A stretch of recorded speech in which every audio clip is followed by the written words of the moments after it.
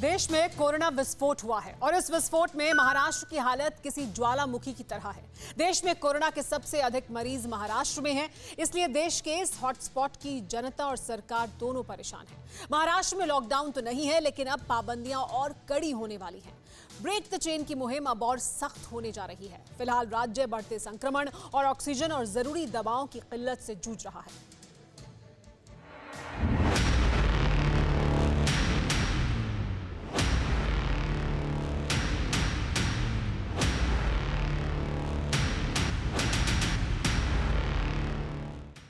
सख्त पहरा होगा, हर जगह पुलिस की तैनाती रहेगी, चप्पे चप्पे पर नजर रहेगी। महाराष्ट्र में अब सड़क पर बेवजह निकलने का अंजाम फाइन और जेल तक हो सकती है। महाराष्ट्र में संक्रमण बेकाबू है, पाबंदियों का भी कोई नतीजा नहीं निकल पा रहा है।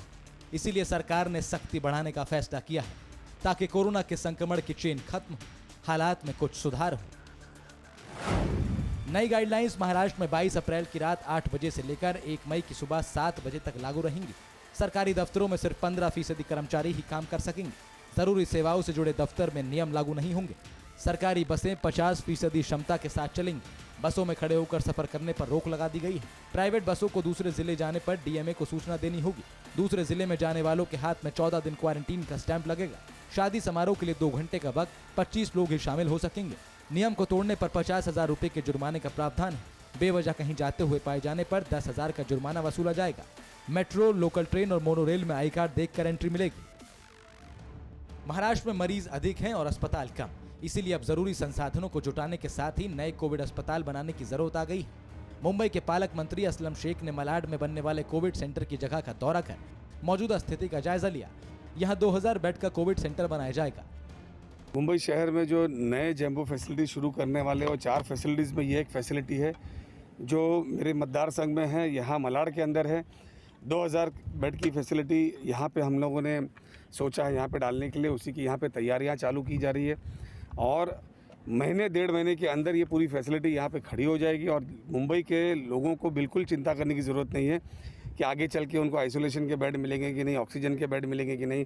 सरकार उनके साथ में खड़ी, उनका पालक मंत्री खुद जहाँ जहाँ जैम्बो फैसिलिटीज़ आने वाले खुद जा रहा हूँ, वहाँ खुद मॉनिटर कर रहा हूँ और बहुत जल्दी जो है उनकी सेवा में सारे बेड्स उपलब्ध होंगे। उम्मीद की जा रही है कि मलाड में अगले 1 से 1.5 महीने में जंबो कोविड सेंटर की शुरुआत हो जाएगी, जहां करीब 2000 लोगों को इलाज की सुविधा मिल पाएगी। सरकार के साथ अब आम लोग भी अपने अपने स्तर पर कोरोना के मरीजों की मदद कर रहे हैं। मुंबई के शहनवाज शेख भी उन्हीं लोगों में से एक हैं। इस वक्त सीरियस मरीजों को सबसे ज्यादा जरूरत ऑक्सीजन की है। शहनवाज शेख ऑक्सीजन की सप्लाई जरूरतमंदों तक कर रहे हैं। शहनवाज शेख एक दिन में बेहद मामूली दाम पर 50 लोगों को ऑक्सीजन सिलेंडर दे रहे हैं, लेकिन हर दिन इनके पास करीब 500 सिलेंडर की डिमांड आ रही है। नासिक में ये परिवार दर दर भटक रहा है।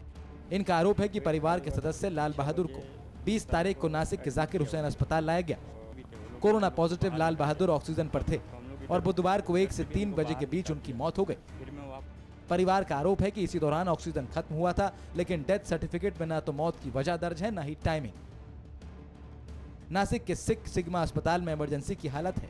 ऑक्सीजन न होने की वजह से लोगों को दूसरी जगह शिफ्ट किया जा रहा है। यहाँ से नाउमीद होते लोग जान बचाने की गुहार लगा रहे हैं।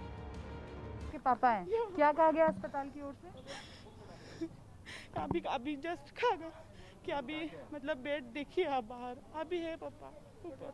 ऑक्सीजन नहीं है अभी यहाँ पर? है अभी, मतलब ऑक्सीजन चालू ही है उधर है, पर अभी इन्होंने बोला है कि अभी तुम बेड ये करो। अभी बेड किधर करे, पॉसिबल नहीं ना। बाईपैक का मामा उनको बाईपैक लगाए, उनको तो हिला भी नहीं सकते ना हम। और कहीं अस्पताल में आपको बेड नहीं मिल रहा? नहीं मिल रहा है ना बेड, 15-16 दिन हो गए ना।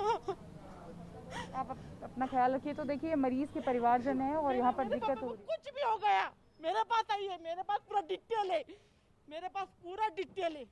मैं दूंगी आपको, क्या डिटेल चाहिए इस दवा करने के लिए मैं खुद दूंगी, पूरा डिटेल है मेरे पास।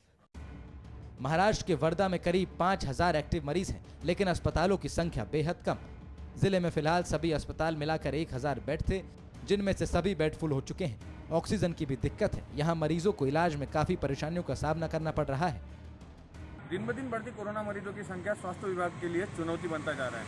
मरीजों को लगने वाली रेमडेसिविर इंजेक्शन रहो या ऑक्सीजन रहो, इसकी किल्लत बड़े पैमाने पर देखी जा रही है। वहीं अपन वर्धा जिले की यदि बात की जाए तो 5000 के करीबन एक्टिव मरीज वर्धा जिले में है। वर्धा जिले में ऑक्सीजन 16 मैट्रिक टन जो रोजाना मरीजों को लग रहा है, 16 मैट्रिक टन का सप्लाई वर्धा जिले को बुट्टी बोरी से किया जा रहा है। लेकिन फिलहाल यदि मरीजों की संख्या बढ़ती जा रही है और यदि अस्पतालों में बेड की संख्या बढ़ाई जाए तो 20 मैट्रिक टन के करीब ऑक्सीजन का सप्लाई यहाँ पर आवश्यक है, जिसके चलते रोजाना आने वाले मरीजों को बेड मिल पाएगा। फिलहाल बेड की भी किल्लत यहाँ देखी जा रही है। महाराष्ट्र में कोरोना से एक दिन में 568 लोगों की मौत हुई है, जो कि एक दिन में सबसे ज्यादा मौत का आंकड़ा है। इसी के साथ पिछले 24 घंटे के दौरान महाराष्ट्र में कोरोना के 67,468 नए केस सामने आए हैं। अब उम्मीद नई पाबंदियों से है। सरकार को लग रहा है कि लॉकडाउन जैसी पाबंदियों से कोरोना के मामले जरूर कम होंगे। शिवांगी और चेतन व्यास के साथ ब्यूरो रिपोर्ट, TV9 भारतवर्ष। परवाह देश की, सोमवार से शुक्रवार रात 10 बजे TV9 भारतवर्ष पर।